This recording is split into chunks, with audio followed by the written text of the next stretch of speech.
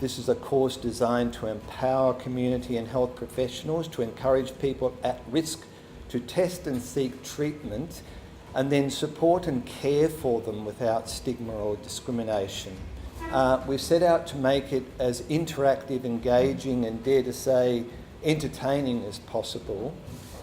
E-learning is very, very convenient for our regional people. They don't need to travel. And the training can be provided in short bursts, accessed by a person at their own pace and convenience. And on the screen, this is the range of the 17 discrete units that we've developed. These can be chosen and packaged in a variety of ways, and it opens up the structure to allow people to do one or more units depending on their requirements. And then we can also map out a training plan for an organisation wanting tailored programs. In all of our comprehensive units we have 4 features. First of all, there's the video interview, and mention was made of that. This was done really to convey information in a more informal and engaging manner. So we've done 17 interviews with different experts. Viral hepatitis can be a problem, but it doesn't have to be. It's a chronic condition that can be managed, and certainly in the case of Hep C, can be cured, which might be a revelation to people who've come from countries where perhaps that hasn't filtered through to the general population as yet. So what happens if someone does have chronic hepatitis? How is that managed or treated?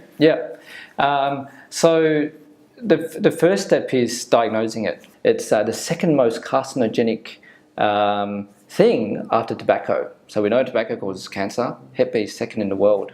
So it's that bad.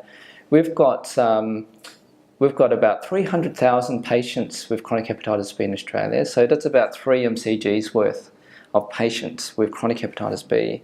And you talk about treatment, only 3% of them are getting pharmacotherapy. And if you look through the guidelines, it should be more like 15 to 25%. So we're grossly undertreating hepatitis B. The main thing is that the medical condition they've got, we are confident in managing it.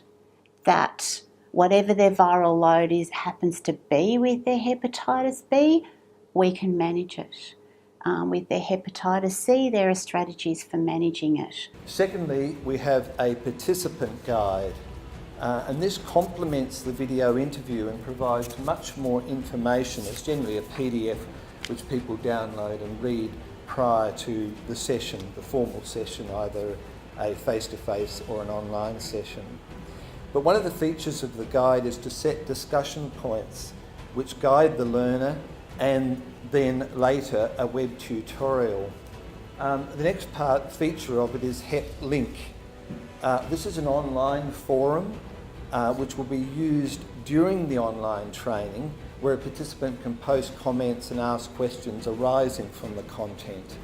And this will be moderated, and answers to questions provided within 48 hours.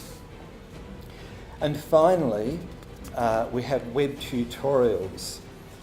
These will be run at the end of a package of units using a facility or a technology called Big Blue Button. The participants will each have a microphone headset which enables them both to listen and to speak. So it's going to be conducted like a tutorial across the state. Anyone can be anywhere, and using that type of technology they can actually participate in it as they would a face-to-face tutorial. People really appreciate the opportunity to talk and not just to listen to someone giving a lecture. We've been through those boring webinars where someone talks for an hour or two and we go and make a cup of coffee. This is where we expect the participant actually to contribute to the discussion, and up until now they've been very successful